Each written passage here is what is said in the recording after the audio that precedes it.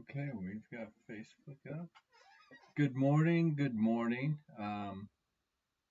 Just waiting for. There we go. Good morning, everyone. This is Pastor Jared. Today's kind of devotion and kind of my view from the broad top. Today is looking at Isaiah 35, 4. Now, this part of Isaiah was written to a time in the life of the people of Israel where there was a lot of concern. There's a lot of things going on, and there was a lot of upheaval. This was, written to really during the time when the exile was close, and if not, actually, it may have been, right after the exile. If memory serves me correct. But the point is, they didn't know what to expect. Everything looked bleak. This is what it says. Isaiah 35:4. Say to those who have an anxious heart, be strong, fear not. Behold, your God will come with vengeance, with the recompense of God, and he will come and save you.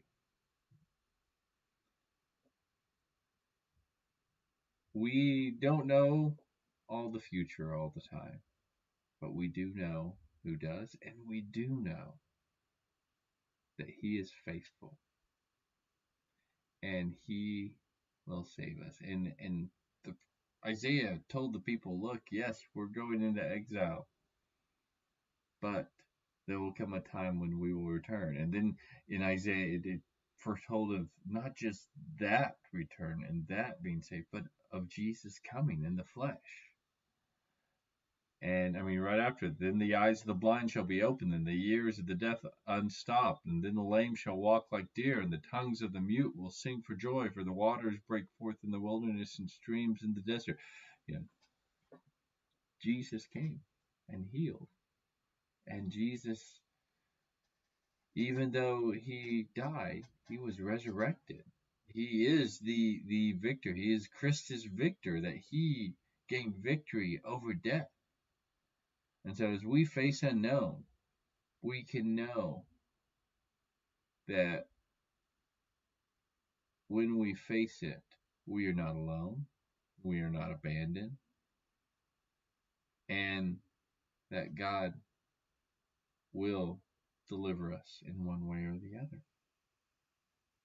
And he is faithful. Just something to think about today. Right now, you guys may have gotten the call all that went out. The church elders met last night, and we discussed our plan for in light of COVID beginning to be in the Broad Top area, and there being some members of our church who have COVID. And so one of the things that we talked about is we want to make sure that we do not spread things.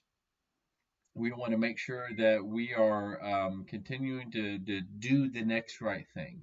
And so as we talked about it, as the elders talked last night, we decided that what we will do is for the next 2 weeks, this Sunday, the following Sunday, and this next Wednesday and the Wednesday after that, we will have virtual service.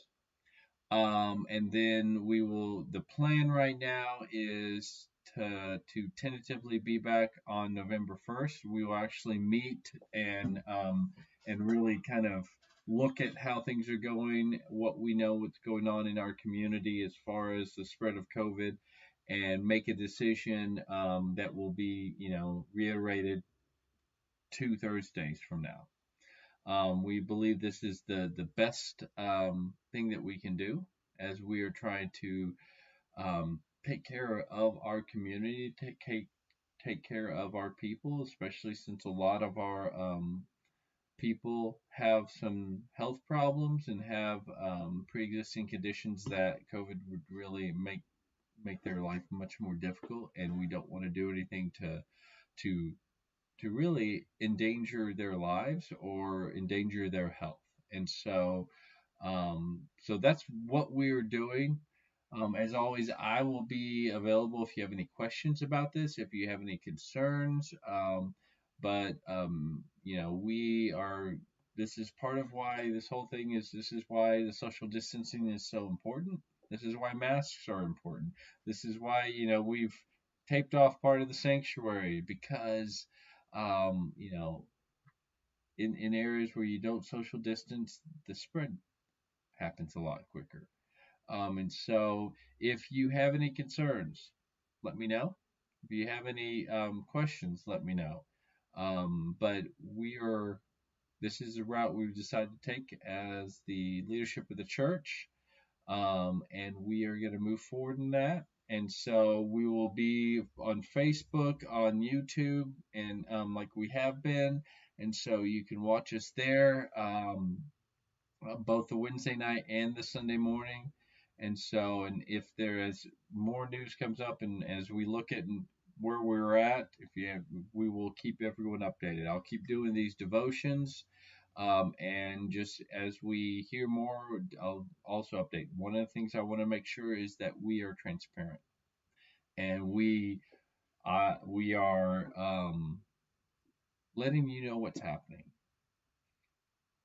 And so, just we just ask you guys to excuse me, be safe, and take care of yourself. If you are feeling sick, if you have symptoms, be careful and take the necessary steps.